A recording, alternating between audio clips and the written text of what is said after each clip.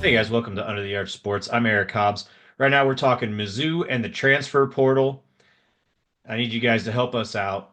Subscribe to the YouTube channel. Find us on Facebook, Instagram, X, and Spotify. All right.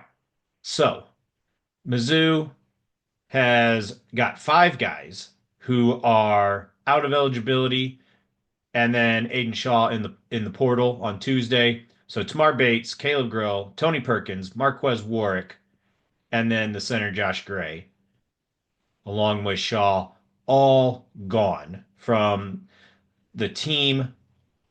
You also have to consider with the new NCAA rules about roster sizes and scholarships and everything, all the walk-ons have entered the portal to go to a level where they can get a scholarship, really, because walk-ons are not really going to be a thing, and you're just going to have 15 guys presumably all on scholarship. So Dennis Gates' philosophy will be changing a little bit because he would have 18 guys. I don't know if he'll just take that many and throw them on NIL. I don't even think he can. I think the rosters are set at 15. So, yeah, we'll see what comes of that. I think you have to look at two big areas for Missouri in terms of what they need. And the big caveat here is that you don't know how guys are going to develop. You know, maybe you have guys who take huge steps forward. Maybe Peyton Marshall is your five next year and he's a monster. He's got the size. The offense showed signs. It's all about his defense.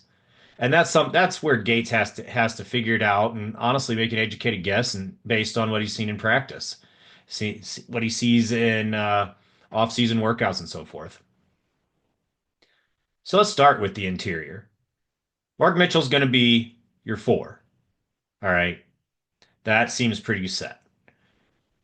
The roster in terms of post players, you got Marcus Allen, you got Peyton Marshall, Trent Burns, and Nicholas Randall, all sophomores or freshmen.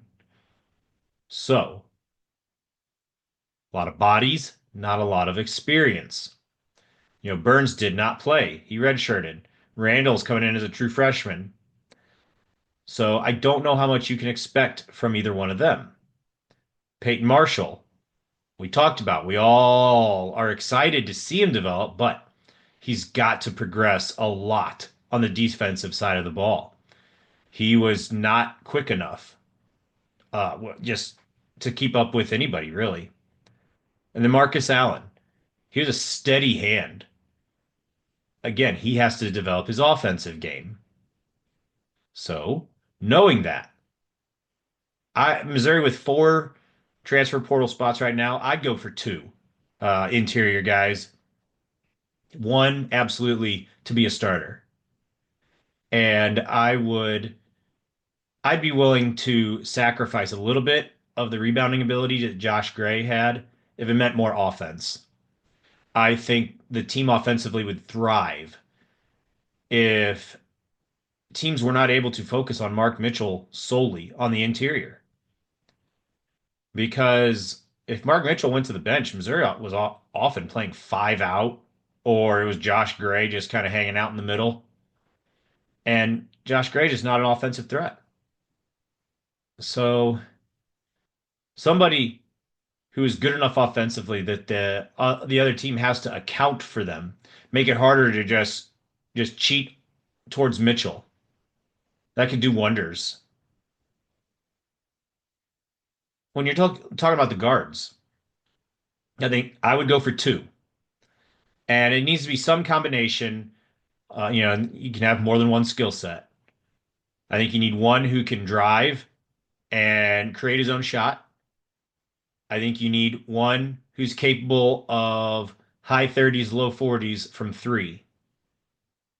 And I'd love to be able to find somebody who can run the point as your emergency third point guard, kind of like Marquez Warwick did this year. I really liked having that. So, can can you get that? Yeah. I mean, you'd love to be able to find a guy who is a 40% three-point shooter who can also drive to the rack. Well, those guys, more often than not, are either at Blue Bloods for 1 year, or they're in the NBA.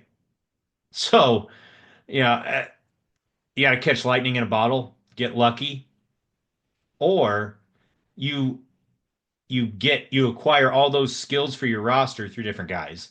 Maybe you have one guy who can jack threes and can run the point, and then another guard is maybe not the greatest ball handler, but he can drive to the rack, get the defense to collapse in on him, and then he can kick it back out to that 40% three-point shooter or Anthony Robinson or whoever. So I think that's what you're looking at. If Missouri were to get a point guard out of the portal, you could see Anthony Robinson move to the two. I think that's something that's intriguing. It might be a situation where the responsibilities of point guard taken off of Robinson's shoulders could free him up. And I mean that mentally. We've seen a lot where he'll get a foul and then a second foul comes very quickly after it. And a lot of times it is a brain dead foul, to be blunt, that is 80 feet from the basket and is a foul of frustration and frankly lack resiliency. I wonder if just the pressures of being point guard and trying to be the best defender and try to score, if there's times that it's weighed on him, I don't know.